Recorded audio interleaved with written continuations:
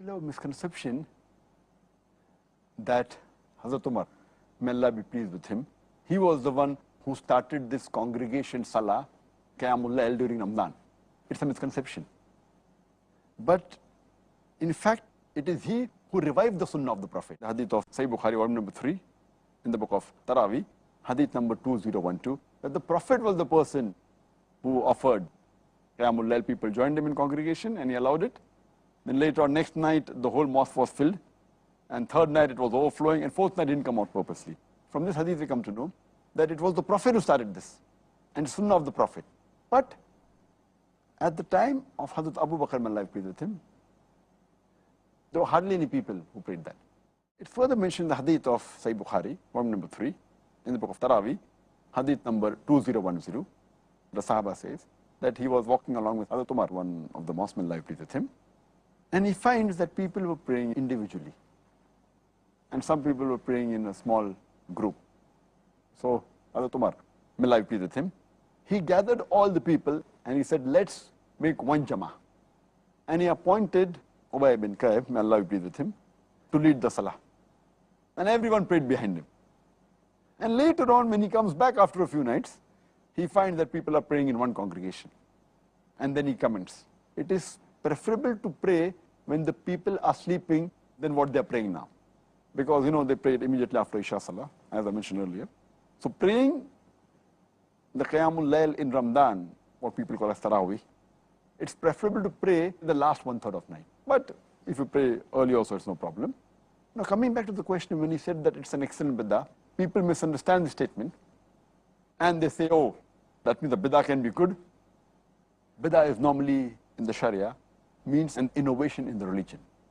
But here, Hazrat Umar, may Allah be pleased with him, he never used it as a bid'ah in the religion. There's nothing like bid'ah which is good. Because it's mentioned in the hadith of Sahih Muslim, volume number 1, hadith number 1885, that all innovations in the religion are wrong and they lead to error. And another hadith says that all innovations lead to hellfire. So all innovations are wrong. Now based on this hadith, when Umar, may Allah be pleased with him, said that it's an excellent bid'ah, so people normally say that bid'ah can be good and can be bad, good bid'ah is allowed. So what he really meant here was bid'ah in the linguistic term, not bid'ah in the religion.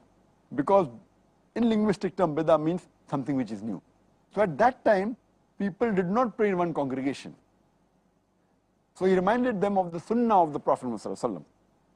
So it was going back to the Sunnah of the Prophet, but for that time it was bid'ah linguistically, it was something new. So it doesn't mean that Hazrat Umar, may Allah be pleased with him, he innovated something in the religion. He took Innovation, or a bid'ah, is something that is invented in religion that is not part of it, with the intention of worshipping Allah and getting closer to Him. So some say Taraweeh is a bid'ah, and this is not true. The Prophet himself, alayhi salatu wasalam, initiated this sunnah, and the hadith is authentic. The Prophet prayed Taraweeh prayer, leading the companions for 3 or 4 nights. And then he refrained, he stopped. So the companions started calling him out, "O Prophet of Allah, come and pray like you prayed the previous night." So the Prophet came out to them and he said, "I have seen what you had done the previous nights. Had I not feared that Allah would obligate this prayer upon you, I would have continued."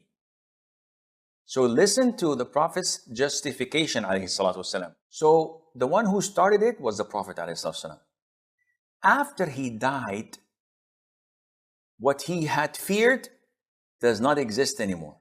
And that is, no one can obligate night prayer because he's dead. How can it be obligated?